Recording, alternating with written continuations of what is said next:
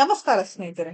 Big boss Kannada season show ನಲ್ಲಿ ಗಿಲ್ಲಿ ನಟ one man show ಆಗಿ ಗುರುತಿಸಿಕೊಂಡಿದ್ದಾರೆ. ಇವರೇ ವಿನ್ನರ್ ಆಗ್ತಾರೆ ಎಂದು ಬಹುತೇಕರು ಹೇಳ್ತಿದ್ದಾರೆ. ದೊಡ್ಡ ಮನೆಯಿಂದ ಹೊರಬಂದಿರುವ ಮಾಳು ನಿಪನಾಳ ಅವರು ನಾನೇ ವಿನ್ನರ್ ಆಗ್ತಿದ್ದೆ ಎಂದಿದ್ದಾರೆ. ಬಿಗ್ ಬಾಸ್ ಮನೆಯಿಂದ ಹೊರಬಂದಿರುವ ಮಾಳುಗೆ ಬಹಳ ಬೇಸರ ಆಗಿದೆಯಂತೆ. ನಡೆದ ಸಂದರ್ಶನದಲ್ಲಿ ಎಕ್ಸ್ಪೆಕ್ಟ್ ದ ಅನ್ಎಕ್ಸ್ಪೆಕ್ಟೆಡ್ ಎನ್ನುವಂತೆ ನಾನು ಹೊರಗಡೆ ಬಂದಿದ್ದೇನೆ.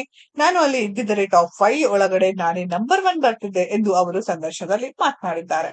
ಗಿಲ್ಲಿ ನಟ ಮನೆ ಕೆಲಸ ಮಾಡಲ್ಲ, ಟಾಸ್ಕ್ ಆಡಿಲ್ಲ, ಬೇರೆಯವರನ್ನ ಕಾಮಿಡಿ ಮಾಡ್ತಾರೆ ಅಷ್ಟೇ. ಸ್ಪಂದನಾಗಿಂತ ನಾನೇ ಮೇಲಿನ ಸ್ಥಾನದಲ್ಲಿದ್ದೆ. ಸ್ಪಂದನ ದೊಡ್ಡ ಮನೆಯಲ್ಲಿ ಏನೂ ಮಾಡಿಲ್ಲ. ಸ್ಪಂದನ ಹೊರಗಡೆ ಇರಬೇಕಿತ್ತು, ನಾನು ಒಳಗಡೆ ಇರಬೇಕಿತ್ತು ಎಂದು ಮಾಳು ನಿಪನಾಳ ಅವರು ಹೇಳಿದ್ದಾರೆ. ಗಿಲ್ಲಿ ನಟ ಬೇರೆಯವರನ್ನ ಕೆಳಗಡೆ ಹಾಕಿ ಕಾಮಿಡಿ ಮಾಡ್ತಾನೆ. ಅವನು ಎಲ್ಲಿಯವರೆಗೆ ಸಾಕಷ್ಟು ರಿಯಾಲಿಟಿ ಶೋ ಮಾಡ್ಕೊಂಡು ಬಂದಿದ್ದಾನೆ. ಮೊದಲು ಯಾರು ಟ್ರಿಗರ್ ಆಗ್ತಾರೆ ಎಂದು ನೋಡ್ಕೊಳ್ತಾನೆ, ಆಮೇಲೆ ಅವನು ಅವರ ಬಗ್ಗೆ ಕಾಮಿಡಿ ಮಾಡ್ತಾನೆ. ಈ ವಿಚಾರದಲ್ಲಿ ಅವನು ಕಿಲಾಡಿ ಎಂದು ಮಾಳು ನಿಪನಾಳ ಅವರು ಹೇಳಿದ್ದಾರೆ.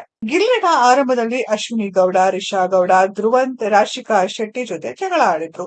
ಆಮೇಲೆ ಚೈತ್ರ ಕುಂದಾಪುರ ಜೊತೆ ಜಗಳ ಆಡಿದ್ದಾರೆ. ನನ್ನ ಜೊತೆ ಅವನು ಜಗಳ ಆಡಿದ್ರೆ ಏನೂ ನಡೆಯುವುದಿಲ್ಲ, ನಾನು ಟ್ರಿಗರ್ ಆಗೋದಿಲ್ಲ ಎನ್ನುವುದು ಗೊತ್ತಿದೆ. ನನ್ನ ತಂಟೆಗೆ ಬರ್ಲಿಲ್ಲ ಎಂದು ಮಾಳು ನಿಪನಾಳ ಹೇಳಿದ್ದಾರೆ.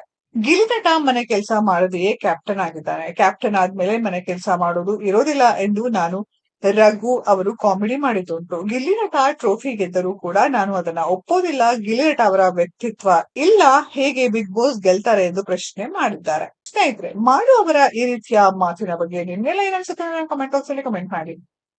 ಈ ವಿಡಿಯೋ ಇಷ್ಟ ಆಗಿದ್ರೆ ಲೈಕ್ ಮಾಡಿ, ಶೇರ್ ಮಾಡಿ, ಚಾನೆಲ್ ನ ಸಬ್ಸ್ಕ್ರೈಬ್ ಮಾಡಿ, ಪಕ್ಕದಲ್ಲಿ ಇರೋ ಬೆಲ್ ಐಕಾನ್ ನ ಹಿಟ್ ಮಾಡಿ. ಮುಂದಿನ ವಿಡಿಯೋದಲ್ಲಿ ಭೇಟಿಯಾಗೋಣ. ಧನ್ಯವಾದಗಳು.